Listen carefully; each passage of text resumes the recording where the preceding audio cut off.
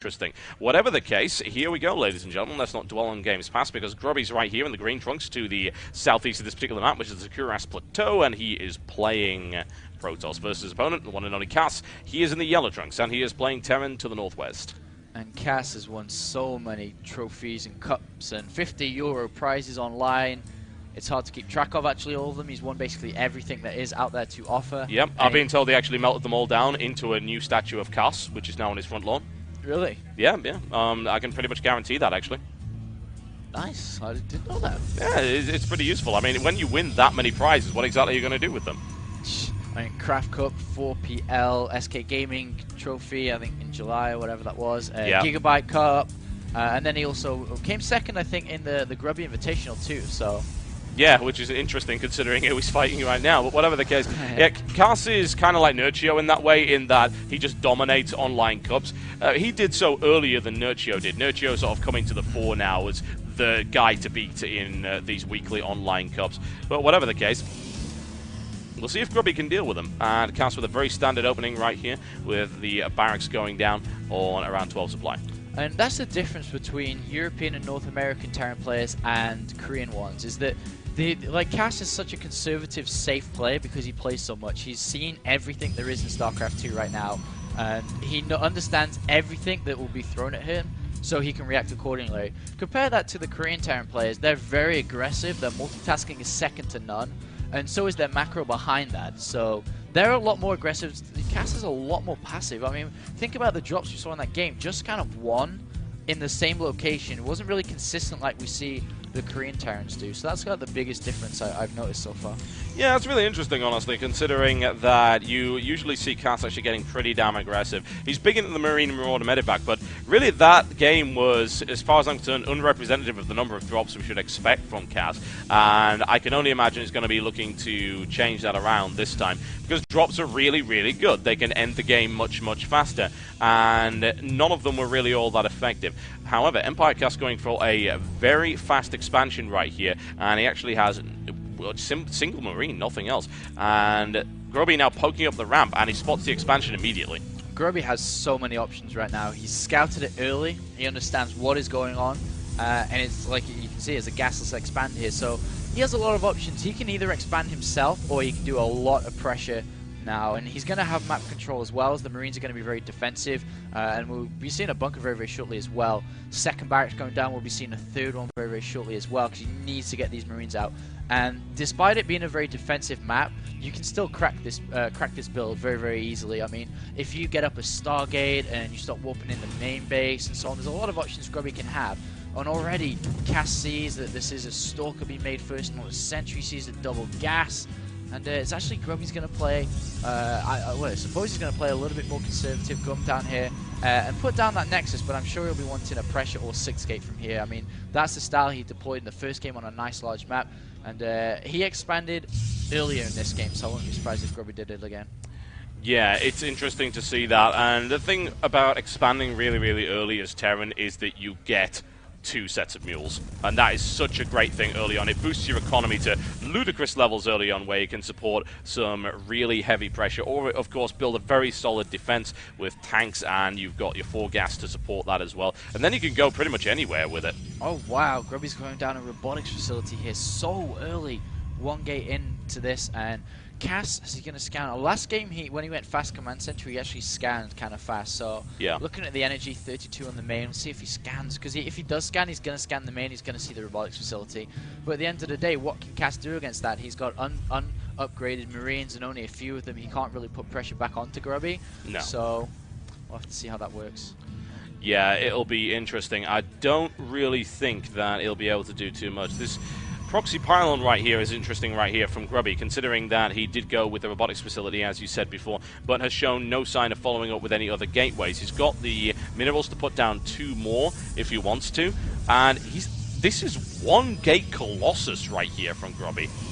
This is really interesting. I mean, he's abusing the fact that the Colossus coming out this fast against this small amount of Bioforce without any factory or starport to complement them can be pretty dangerous, and he's exploiting the fact also that Cass is preparing for everything apart from this. A little bit of missed micro there by Grubby, but at the same time, Cass has an engineering bay. He's walling off. He's expecting some very, very heavy pressure here. And he's going to use the Colossus, basically. And what he's going to do, or try to do with this Colossus, he's not going to attack the front or the natural. What he's going to do is walk it, and because they can cliff jump, or whatever you want to call it, is he can walk around the back of the base of Cass, and then just warping units into the main base here. So it's an interesting strategy here from Grubby. Yeah. Let's be honest, the Colossus is pretty much a giant Stumpy Reaper. And if you happen to stick one in your opponent's base, damage happens. You will not have extended thermal lance because you just didn't have the gas to actually support that right now.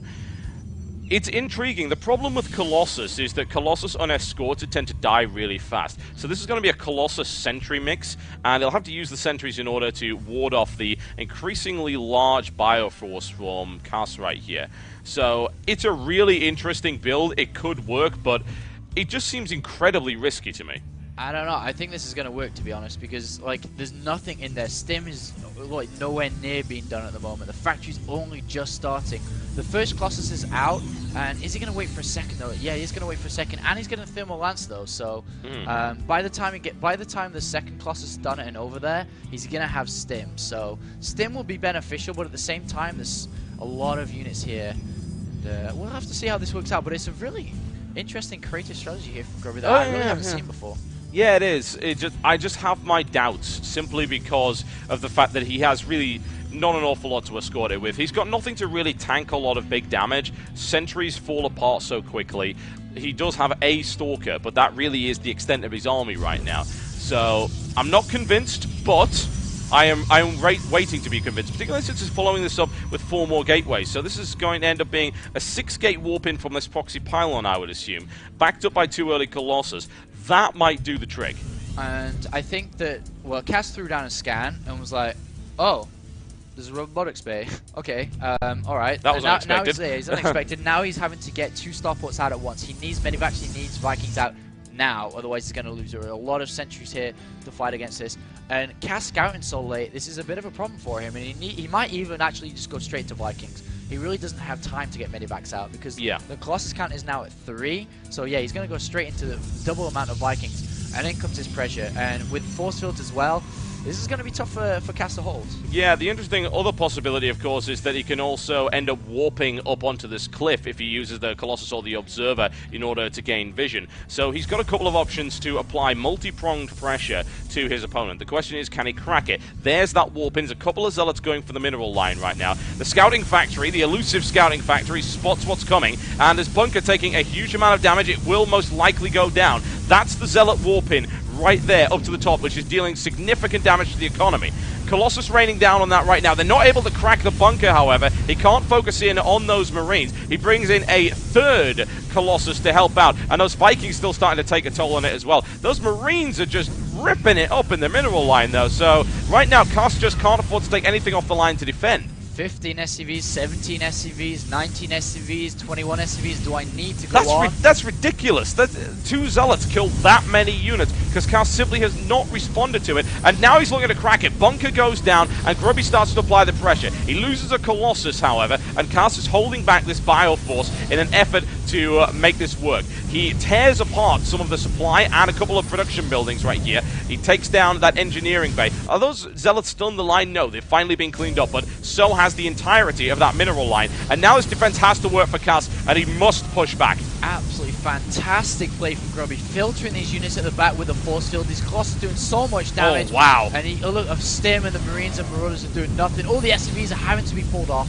Well, he got the Viking count that he needed in order to crack those Colossus, and now is going in for a bit of a counter-attack. Yes, a lot of damage was done with those Colossi. If we have a look at the economy, you can see that Empire Cass is down to 33 SCVs.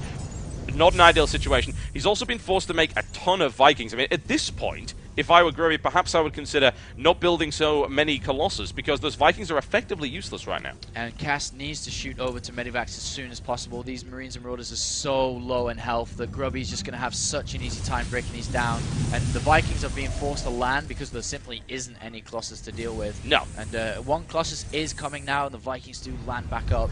But right now, Grubby's added an additional 2 gateways, so he's totaled up to 8 gateways or so right now, and he's going to put the pressure back on Cass. Yeah, he's got a big warp in right there, and that single Colossus probably isn't going to survive at all. The Vikings don't manage to pick it off, I've got to say, but still, he didn't quite have the firepower. Second Colossus moving in. I mean, those Colossus still, and they're not going to live all that long with that many Vikings in the air, so it is interesting that he continues to build them.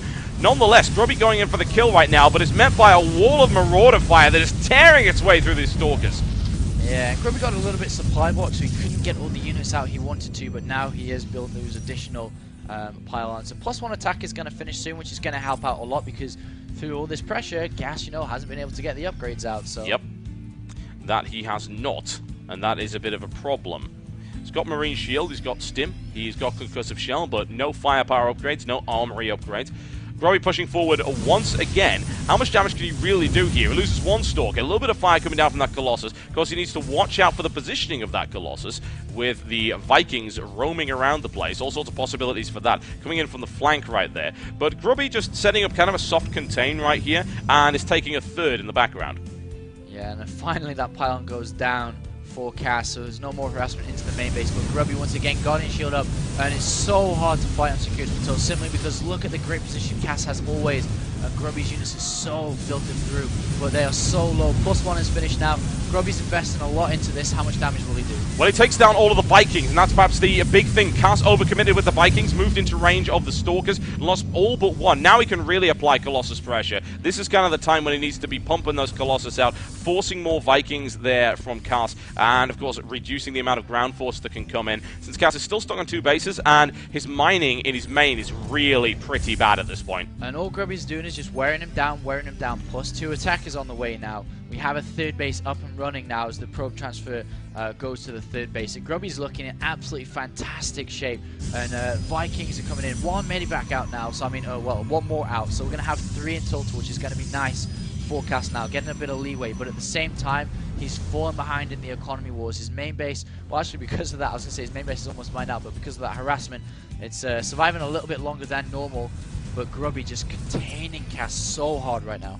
Yeah, the income difference, even with mules on the field, is actually pretty striking. We've got 59 workers to 39 in favor of Grubby. Yes, the 2 mules are down, but they're certainly not that good, regardless of what people will say. And here we go. Here's the push right here from Grubby. Does he have the firepower to break it? The Colossus are looking fairly good. 1 goes down. They've taken a ton of kills already. Does Grubby have the firepower to break this? It looks like he probably will. SCVs have been pulled, but he doesn't want to commit just yet without another warp in. Yeah, more sentries, more Zelts are going to go in, and I think Grubby can basically sit back. He doesn't necessarily need to go in and kill Cass, but look at the SCVs. Now we're down to 23. He just keeps knocking Cass down, +2 is about to finish as well. I mean, he can wait for that. It'd probably be advisable to wait for +2, and then he can just simply clean this up. He's got a cannon on the 3rd now. He's completely safe, just playing this game absolutely flawlessly.